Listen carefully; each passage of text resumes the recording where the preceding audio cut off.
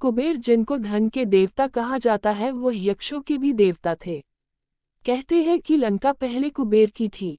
रावण ने जब लंका पर कब्जा किया और कुबेर को वहां से निकाल दिया तो कुबेर को मुख्य भूमि की तरफ जाना पड़ा।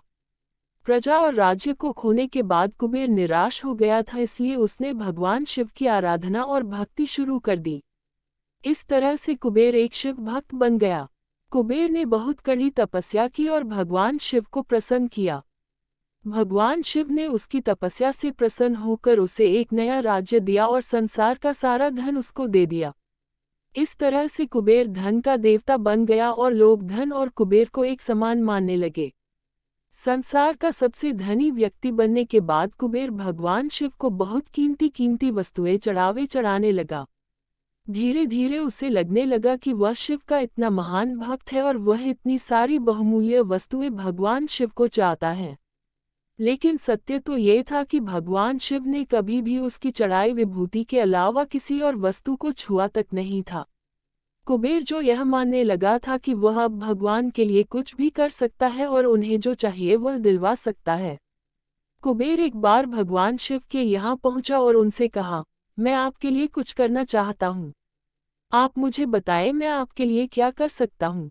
भगवान शिव ने कहा, तुम मेरे लिए कुछ नहीं कर सकते क्योंकि कुछ करने के लिए मेरी कोई आवश्यकता है ही नहीं। लेकिन कुबेर शिवजी से बहुत आग्रह करने लगा कि वह उनके लिए कुछ करना चाहता है। दरअसल ये कुबेर का अहंकार बोल रहा था। भगवान शिव ने अपने भक्त को सही मार्ग पर लाने के लिए एक लीला रची।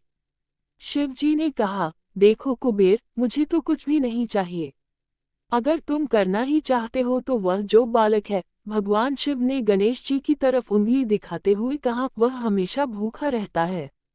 उसे एक दिन अच्छे से पेट भर कर खाना खिला दो, बस इतना मेरे लिए काफी होगा। कुबेर ने मन ही मन सोचा कि भगवान ने मुझसे मांगा भी तो क्या एक बच्चे को खाना खिलाने का। बस ये सोचकर कुबेर गणेश जी को अपने साथ भोजन कराने के लिए ले गया। शुरू में कुबेर ने अपने कुछ रसोइयों द्वारा खाना बनाकर गणेश जी को स्वादिष्ट खाना पिरोसा।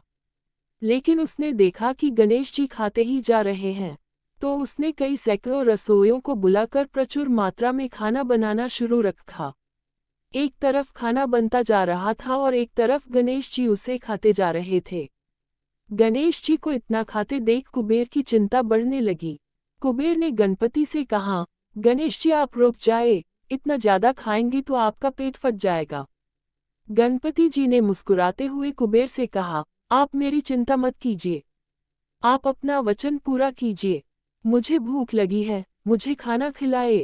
कुबेर का अहंकार खत्म करने के लिए गणेश जी ने इतना खाना खाया कि कुबेर का सारा खजाना खत्म हो गया, यहाँ तक कि कुबेर को दूसरे लोगों से भी खाना मंगवाना पड़ा। कुबेर को इस बात का ज्ञान हो गया कि उसके विचार के छोटेपन की वजह से उसने अपने आप को भगवान शिव का महान भक्त समझ लिया था, जबकि सच बात तो यह थी कि भगवान ने जो कुछ उसे दिया है उसी का थोड़ा हिस्सा वो भगवान को दे रहा था, जबकि इस संसार का सारा धन भगवान के लिए एक दिन के भर से ज्यादा नहीं है। उसने भगवान शिव के पास जाकर अपनी गलती की माफी मांगी और उस दिन से उसकी जीवन की दशा बदल गई।